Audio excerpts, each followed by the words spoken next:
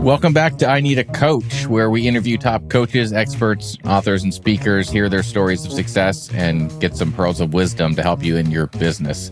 My name's Adam Packard. I'm the host, and for the last 7 years, we've helped over 500 coaches, consultants, speakers with their marketing efforts and lead generation strategies, mainly using LinkedIn. Today's special guest is Onno Koelman. Onno and I met a few weeks ago, had a great conversation.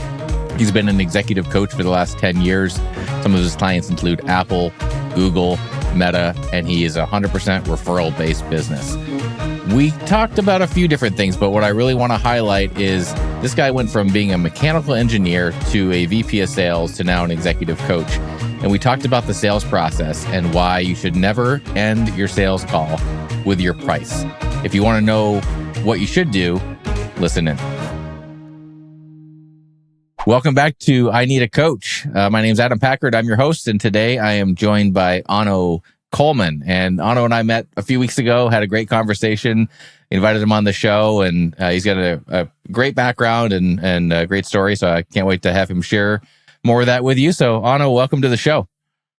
Thanks for having me, mate. Yeah, absolutely. So let's start with kind of your background and kind of how you got into coaching and kind of where your business is at now and give the people a little taste of the work you do. Sure, absolutely. So I like to say I turned pro as a coach 10 years ago. I think before that, I was unofficially coaching a little bit in my various roles. And I think even way before that, it's been a little bit of just a lifelong thing for me. I tend to be kind of positive and try to encouraging people. I also can be a little bit critical, so I can sort of spot the things that you should work on that. And I wasn't always the most skillful at it in my youth in terms of helping people. But I remember before I turned professional as a business executive coach, people were saying, "Oh, you should be a coach. I know you should coach tennis or you should coach water polo or something like that. Like, you'd be a good coach." And I was like, "Okay, well, that doesn't pay very well." And I live in the Bay Area, so maybe someday when my kids are old enough, I will love to coach a sports team. But it took me a while. I was 5 years of engineering.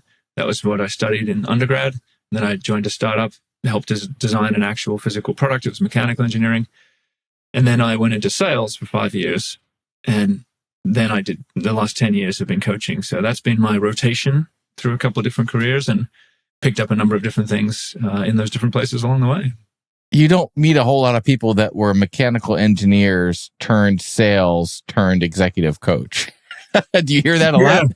Yeah, no, I don't know if I've met any, actually. So, yeah, I think it's, for me, it makes a little bit of sense when I think about, I'm used to be very interested in how do things work and how do you make things. And then when I went into sales, I realized I'm actually really interested in how do people work. And started getting training in listening and emotional intelligence, and was going through my own relationship sort of dramas at that point, and realized, how do I tick actually? Because I'm being kind of reactive in these settings, and I don't want to be. So went on my own little journey. So I think it's that curiosity that's the common thread. It just pivoted from stuff and making stuff to helping make leaders and helping make teams. So when you say you went on that journey and started to figure out how people work and how people think, what did that look like? Did you seek somebody out? Did you have a coach? Did you just study? Yeah, no, that's great. Well, so I was lucky enough to have a really good mentor at the time. The CEO and founder of our company really took me under his wing, and he helped me see that there's more to life than just achieving or winning or, being the best engineer I could be. So he was the one that suggested that there's this 7-day retreat you can do around here. I think it's actually more nationwide. It's called the Hoffman process.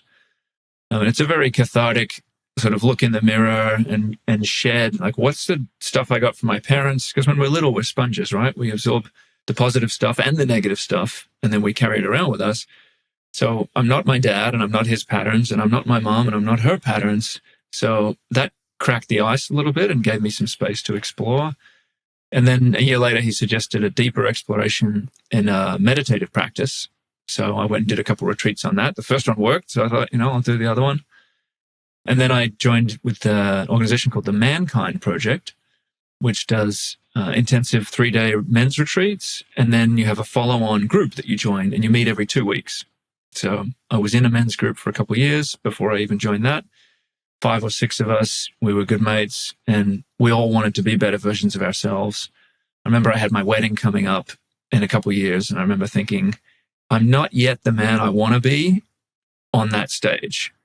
So I want to surround myself with some men that I admire and better men, and try to absorb what I can from them and learn, so that when that day comes, I can stand fully and be really proud of who I am. Oh, that's awesome. So let's dive in a little bit to more specifically the type of work that you do. So who is your ideal client, and how do you help them? And how do you start that conversation? Sure, yeah. So I think, they come in many different shapes and sizes, and they have different roles. One of the ways that I think about it is a client has either just had a big step up, or they want to take a big step up. And so this happens. Several of my clients are founders, and they love the technology and they're good at the technology side. And now suddenly they're CEOs, and they need to deal with boards, and they need to deal with investors, and their company's growing, and there's 20 people, 50 people, 200 people. So, they could kind of duct tape it together for a little bit at the start there, but without any sort of guidance around how to be an effective leader, they struggle. So I provide a bit of training every now and then, because some of my background and some of the time I actually lead workshops, 2-day, 3-day long workshops at Oracle or Salesforce or whatever company. But I think sometimes I'll bring a tool and provide some actual instruction, because a lot of these self-made leaders, homegrown leaders, don't have a framework, so they're just kind of winging it. Yeah. So a bit of a framework is helpful, and then I help them see how they're tripping themselves up. What are those internal patterns that are getting in their own way? That points a little bit back to my own experience of, I'm doing boneheaded things in my relationship and at work, and I shouldn't be. Why am I doing those things? How can I rewire myself? And there's the little engineer coming in, so that I don't produce those behaviors anymore. Yeah. And there are ways to upgrade our own operating system so that we are not as reactive, that we can be more conscious. We can zoom out of the details. Maybe if we're perfectionist or we're overly driven, we think we have to do everything ourselves. A lot of managers have to, especially if you're going up a level, you have to back off from that and see things differently, see yourself differently, see the world differently. So that's where having a consultant, sounding board, coach, bit of a trainer, I have a couple different hats I could be wearing.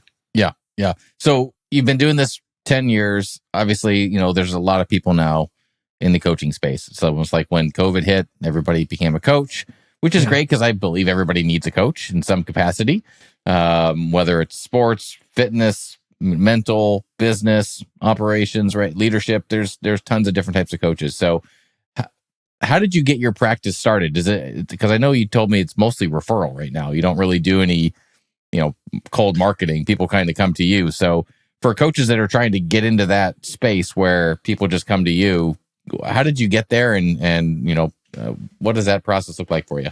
Yeah, that's a good question. And there are a couple of things that I would do the same if I could do it all over again. So yeah, firstly, let me just say, I heard a similar stat that pre-COVID, there were 2 million coaches on LinkedIn, people with coach in their title, and now there are 6 million.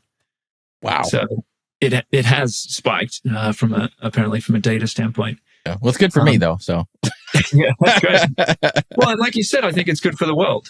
I think coaching skills. What are the fundamental coaching skills? Listening, asking good questions, and understanding emotions, and sort of being able to manage your own emotions and other people's emotions. I think if more people could do that in some of the workshops that I lead, it's partly about being more coach-like as a leader. And I remember when I went through coach training school, CTI, here in San Rafael, just locally.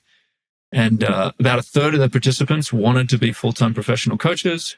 About a third of them were managers and leaders inside of organizations who thought, I want to be more coach-like.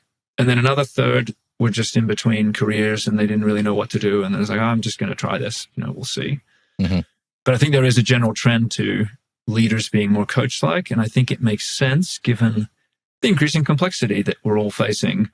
If you can coach your people, then they can grow and be able to handle things, versus the old days when you could just kind of call the shots and tell people to go do stuff and report back when they're done. It's almost too complicated to do that anymore. The US military doesn't even work like that anymore. Yeah. Yep. Okay. So then I didn't even answer your question. I just went off. Okay. So I think when I started coaching, I thought, okay, what do I have that I can really offer, that I can stand behind? So I think that's an important question to ask yourself as a coach is, what's my do I have some life experience, or do I have some skill that other people want and that I can really stand behind? Because I think it's not fun tap dancing in front of a client and saying, oh yeah, I could totally do that. And then you hang up the phone. You're like, shit, I don't actually know what to do here. And It's stressful. And yeah, you're getting some money, but I don't recommend that approach. I've done that once or twice and I've regretted it. So for me, I came in with 5 years of extensive sales training and practice. I was basically the VP of sales at my previous company. So I met a number of entrepreneurs who were good at their thing, whatever that was, massage or assembling baskets or running a store or whatever these clients were doing, starting a nonprofit. And I was able to help them with the sales side of things. So it was a little bit of coaching from a sales point of view. And then when I ran into some kind of mindset block or some kind of issue, I had tools to work with to help them through that as well. Yeah.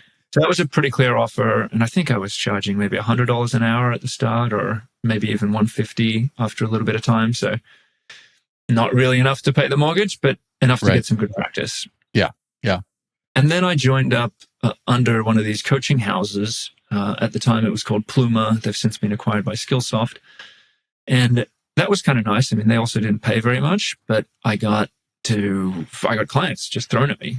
And I didn't have to do any prospecting and I didn't have to do any selling. And I just thought, this is a really good place to practice my coaching skills so that when I get my own out-of-pocket client and it feels like I'm really on the line to deliver and I want to charge some more, I will have had more reps and more practice. So I think that was a good call as well. And I also like to think that I picked up a few logos during that time. I was coaching people at, Adobe or Dropbox or, some of these big name companies that it was nice to be able to tell future clients, yeah, I've coached leaders at Adobe, I've coached leaders at Dropbox, now I'm coaching people at Google and Apple and Meta. So I think there's a build of internal credibility and practice to be able to say, yes, I can definitely help you. I help those kind of leaders.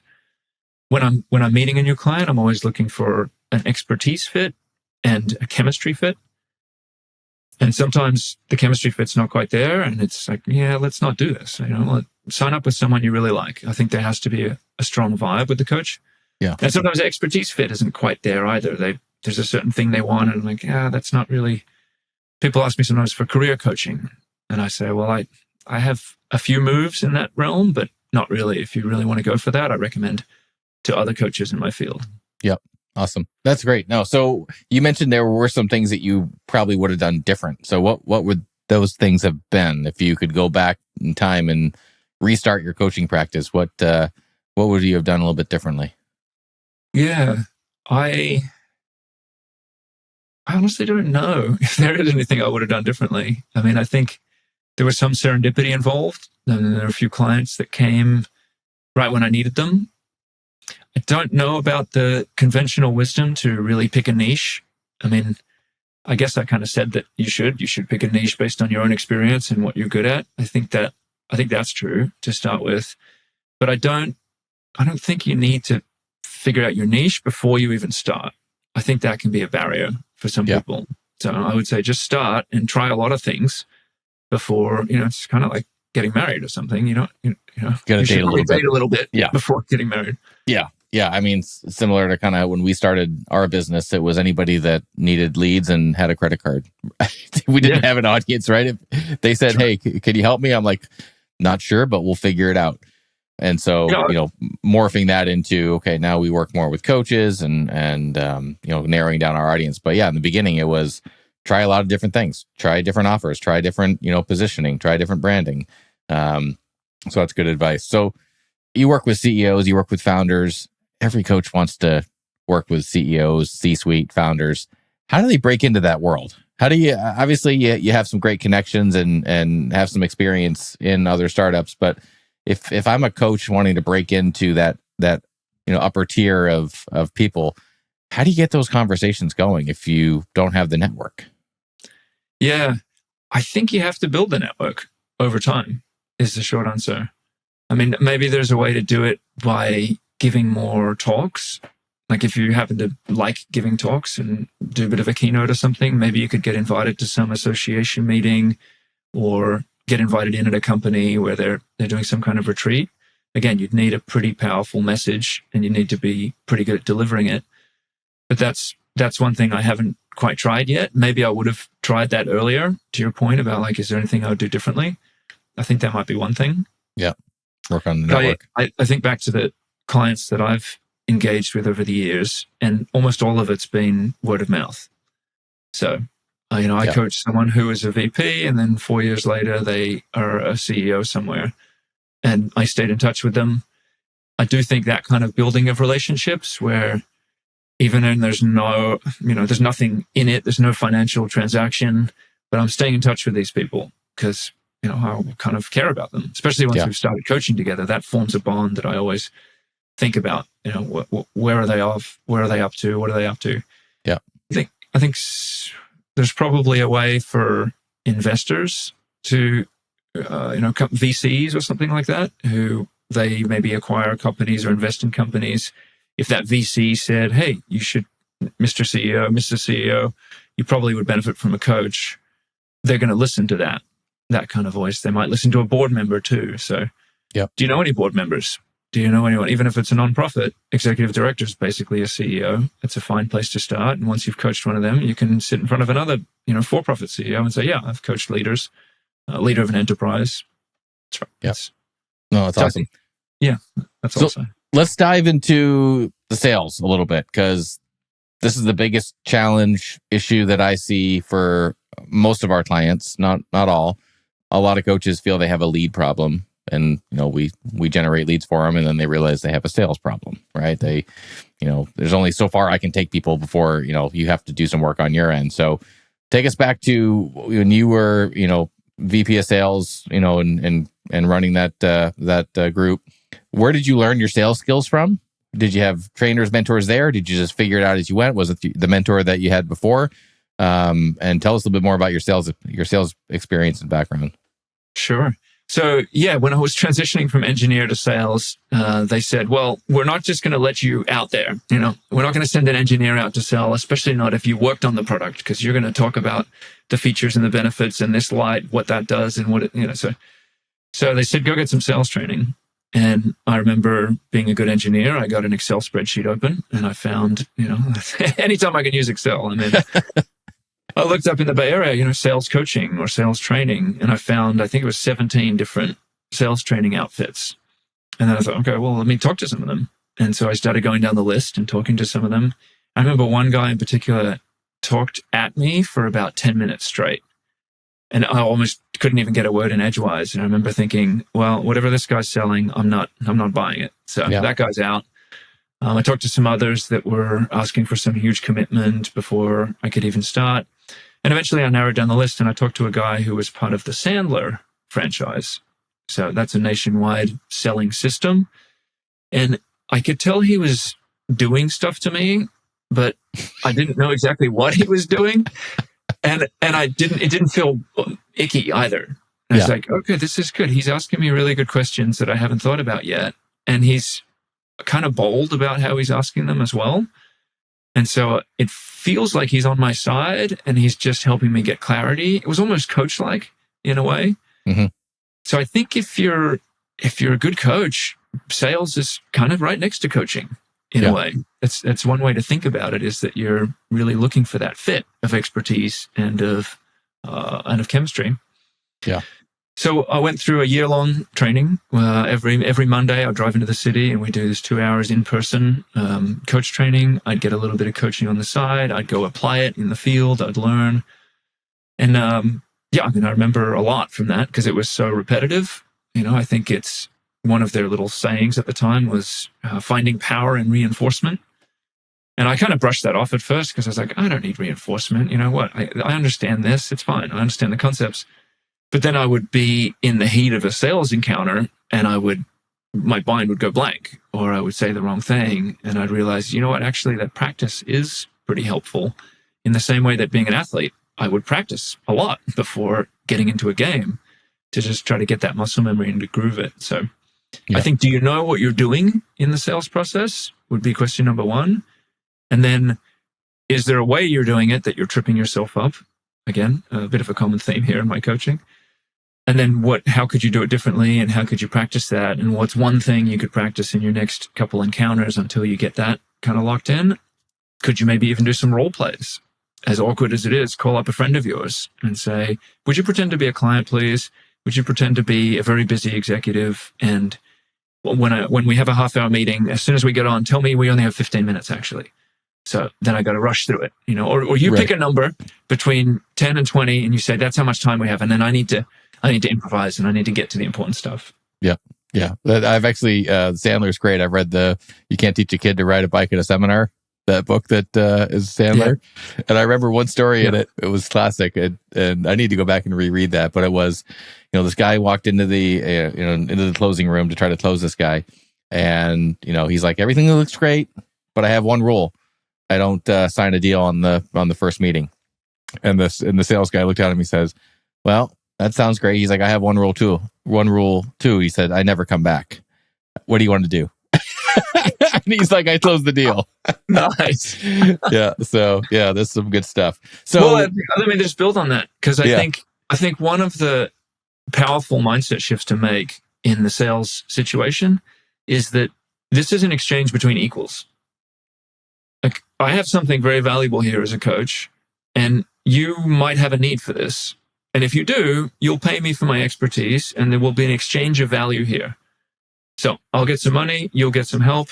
We're both happy. Like, we're adults here and we're negotiating peer-to-peer. It's not, that's such a better frame than the desperation of like, look, I really need a client. What would you consider a little discount? Or there's a natural of human aversion to that. Didn't even work on girls when I was younger, to go very desperate into that situation. Yeah. So I think people can resonate with that it's, and one of the Sandler rules is, tell yourself that you're financially independent and you don't need the business. Because then you'll walk in with more of that attitude of, well, you know what? I don't come back. I don't need to bow and scrape here. I don't need to do anything that doesn't feel right. If this is a deal, it's a deal. If it's not, it's not. And if you don't have any pain, so true. If you don't have any pain, then I'm not. Why am I trying to sell you? That was what I liked about the Sandler approach. Is it's kind of got that matchmaker vibe a little bit of, let me ask some questions and find out what's really going on. Oh, this isn't really a problem. This isn't really a niche. You were just mildly interested. Okay, well then, good. Go read a book. I'll get back to me if there is pain. By the way, have you heard of anyone say X, Y, Z? That asking for a referral at the end, even if they say no, that really took some repetition and discipline too. So if you're not doing that, definitely start doing that. Add it to your talk script and whatever at the end. Always ask, if this didn't really work out, do you know any other CEOs with red hair who have a company of 50 people? And say something specific, and they'll be like, "Oh yeah, right. Johnny, yeah." So yeah.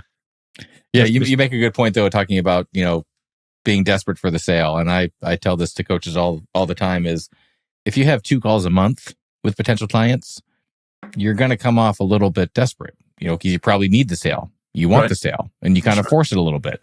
I said, if you have more opportunities, you have more conversations, you can focus 100% on the other person and see if it's a good fit and let them decide. That way you don't have to force it. And it just gives you a totally different confidence and posture when you're in that position, knowing, yeah, I'd love to have you as a client, but I also have 7 more calls booked this week with potential clients as well. So if it's not a fit, I've got plenty of opportunities. But I think people just need more opportunities. Jim Rohn used to say, make up in numbers what you lack in skill until you get to that point where you kind of refined your craft. To my point about getting practice, the more at-bats you have, the better at it you're going to become as well. The better at detecting the smoke screens, the better at asking the questions that work and noticing, reflecting. There's a thing like old mentor used to say, different mentor this time. So get mentors. I like mentors. I'm a big fan. We don't learn from experience. Yeah. We learn from reflection. And so if you're just out there having the experience and bouncing off things, that's you're leaving some learning on the table there. Yeah. So and another Sandler rule you just hinted at. Yeah. People love to buy. Yeah. They just hate to be sold. Yeah. Yeah. Did you know I used to work for a sales trainer too?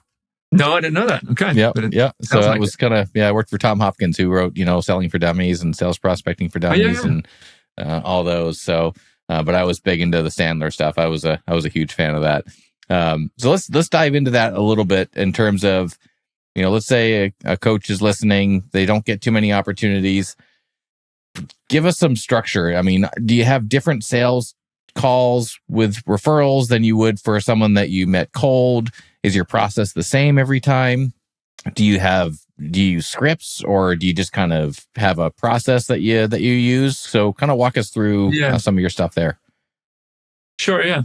So I'm a big fan of the Prosperous Coach book as well. If you haven't read that already, anyone on the line, I'd recommend listening to that. I don't agree with all of his stuff, but I do like what he has to say about this first visit. And it's a little bit in line with the desperation thing we've already talked about, which is you're not trying to get a coach here. You're trying to create a client. I'm sorry, you're not trying to get a client. You're trying to create a client. So there's this, that shifted my mindset to, okay, well then let me ask good questions and almost make this a bit of a coaching session. I mean, I don't do, a free 1 hour session or something like that. I know some people do it. I think it's okay. I do a 45-minute session. I find a half hour is too short, and I find an hour it's a little long. It's not really needed. It keeps us a little bit focused and sharp to say, all right, let's do 45 minutes. It also maybe makes my time seem more valuable, and maybe that helps too. And I have 3 goals on that. So there's a little bit of a meet and greet just to get to know each other's backgrounds. And usually I'll have them go first. So then I can share some more relevant parts of my background, because there are 10 different ways I could tell my story. And I want to tell it in the way that seems to address whatever questions or concerns they might have. So I'm asking, we're going to exchange backgrounds. I'm going to share my coaching philosophy and approach, and even some logistics around that, including money. And then I'm going to try to figure out what are the goals. What would we want to work on in our time together? And so hearing a bit of their background gives me a sense of who they are and how they think and what some of their life experiences might be. And now I can sort of pattern recognition that, because I've seen enough of these, where I kind of have a sense of what's going to appeal to this person. Talking about my philosophy around coaching, I think is important. It's important to have a philosophy around coaching. I think a lot of people get hung up.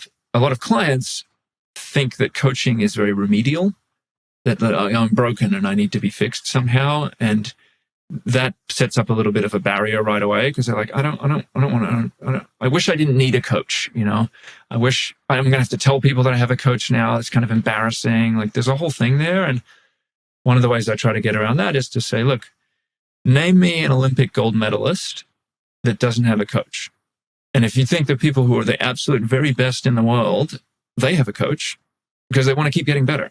And they know that they can get better, and that there's benefit to having an outside voice and a sounding board. So it doesn't mean you're broken. It just means you want to get better. You want to get even better, and you want to do it quickly. Because without a coach, you'll probably get there through trial and error eventually anyway. But why, if you have the means and if the situation calls for it, let's accelerate that journey and you'll get better right away. Yeah. So when you get to the end of the call, are you asking for the sale? Are you waiting for feedback? So kind of walk us through kind of what's that last 5-10 minutes look like? So there was a line from the Prosperous Coach that also stood out to me, which was, don't end on pricing. Like, don't leave the call in a state of affordability. So the last thing you do is you drop your number and you walk out, and then you let them think it over. You don't want to do that. Leave the call in a state of possibility. So always give yourself enough time at the very end to ask some kind of question like, so what, 6 months from now, how would things be different? Or even if they've said something like that, then reflect it back to them already. So leave them in a state of wanting and possibility, not in a state of scarcity and, I don't know if I can afford this. That's good advice. A lot of my clients are corporate, so the affordability thing is less of an issue. And companies will pay more than out-of-pocket people will. So when I'm doing it with a corporate client, I might have already asked even before that call. No, it's probably on that call I'm asking, or maybe it's someone else that I'm asking. Like, they're not even the budget. They're not the decision maker when it comes to budget. I've already talked to the VP, and he wants his director to get some coaching.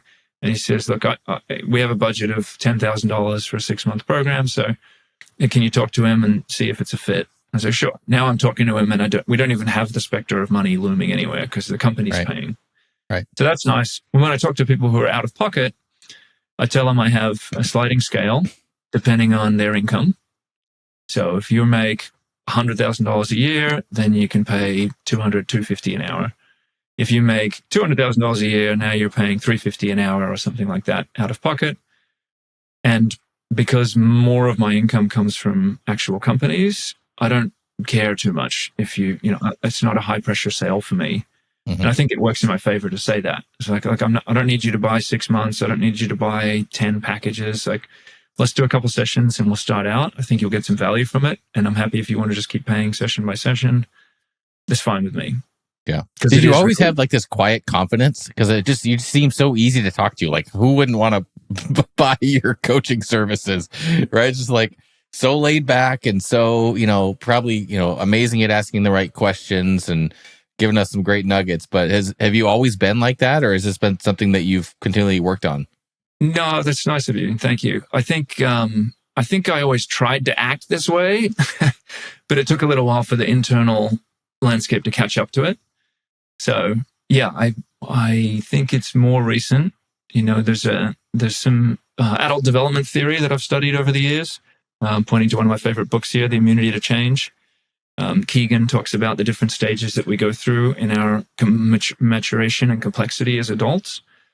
And there's a pretty defined jump between, let's say, our 20s. We've just graduated college. We're a young adult. We're very eager to, what do people think? And what should I do? And you go do some work and you bring it back to, how did I do, boss? Tell me how my work was. And then you go run off and, I hope they like me. And I hope this person likes me. And it's very other oriented. I need other people to like me. I need other people to approve of me. Then usually in our late 20s or 30s, we start to become the manager. And now the young people coming in are running to us and saying, what do you think, boss? And then we're like, oh, I'm the boss now. And we're starting to get our legs under us a little bit as, okay, I've seen a few of these. I have some experience now. And then often sometime in our 30s, we start to get a handle on this next level of being, which he calls the more self-authored being. So now we're operating more internal. Internal is the priority. So at some level, it sounds harsh to say it, but I don't really care if you like me or don't like me. And I don't really care if you think my work is good or not. Like I will care first. I want to operate according to my values. So I'll judge myself how I'm doing. And when I do a piece of work, I'm the first to look at it and say, how was that? Yeah, I think it was good. I'll take some feedback, and everybody has feedback, but it's not feedback first and you tell me. Mm-hmm. It's more, I'm coming from a self-authored place. Yeah. And it was probably in my mid-30s that I started to get a real handle on that. We grasped for that plateau, and then we're still also on the lower one, and then we're sort of this blob that gradually moves up this curve. I don't know, maybe in the show notes we can put a little video that I made about this. Yeah, for sure. 8 or 9 minute video. So anyway, shortly to answer your question, there is another plateau above that, which is the Gandhi and the Nelson Mandela and the maybe MLK, where there's the greatest good for the greatest number. And it's not even about me anymore. I'm not my internal reference frame. It's not, I don't go there first. I go sort of bigger. I transcended the ego. But almost nobody makes it to that level. So not quite. And what was the name of that book? This is The Immunity to Change. The Immunity to Change. And that has an opening. That's mostly about how we get stuck in patterns and we don't want to change. And how do you overcome that? It has a really neat 4-step process for doing that. When I saw that, I thought, man, this is like the stuff we do on the weekend retreats that's super intense, and there's drumming and, all this drama and everything like that. And, people are getting emotional and crying. I'm like, those kind of breakthroughs are totally possible using the techniques in this book in a virtual coaching session or in the boardroom. That was a huge eye-opening epiphany, because you can't get everyone to a weekend and, doing all this intense stuff. Well, that's awesome.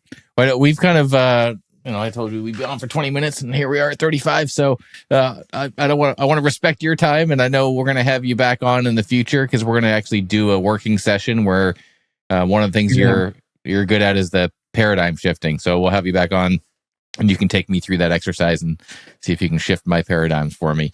But now's a chance for you to share more about how people can find you, more about your work if they want to connect with you, and the floor is yours. Sure, man. Well, so you can find me on LinkedIn. There aren't too many Onno Koelmans there. And the name of my company, Dynamic Leader Development. The website is dynamicleaderdev.com. And I'm putting some of my shorts. I'm making shorts on YouTube now. I used to make 9 or 10 minute videos, and I finally got the memo that, I needed to do it in 15 seconds or 60 seconds. So yeah. Most of those are designed to be helpful tools, things that you can take right away and maybe start to apply. And if I was trying to think before the show, is there a referral ask I could model? Because, I'm big on asking for referrals. So maybe I would say, if you're just starting out as a coach and you run into a situation where you think this leader or client might be too advanced for me right now, give me a couple of years under my belt, then I'll get to them. I'd be happy to step in and see if there's something I can do. If it's a good fit, chemistry fit, expertise fit, in terms of them wanting to step into some bigger shoes or get over some of their internal patterns. Maybe they're too perfectionist, or they procrastinate too much, or they tend to do it all themselves. Some of the things that we might talk about next week or next time in our paradigm shift. That sounds awesome. Onno, it was a pleasure to have you on. Thanks for sharing all these nuggets. We'll get this published and share with our audience, and hopefully get some new opportunities for yourself. But it's been really great getting to know you a little bit better and hearing some of your success. So thanks for coming on, and we'll definitely have you back on in the future. Yeah, thanks, man. I appreciated the good questions today. And yeah, even if no leads come out of it, it's still an honor to be here and to share and to give back. So. Absolutely. Awesome. Have a great one, Onno. Appreciate it. Thanks, man. Bye. All right. See ya.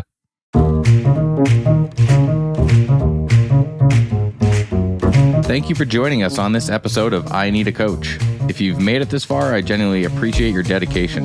Putting this podcast together takes a lot of time and energy. In return, we only ask one thing, which is if you could please leave a review wherever you listen to podcasts. This helps our show get in front of more people so we can help more people. This is Adam Packard signing off. Keep coaching, keep thriving, and see you in the next episode.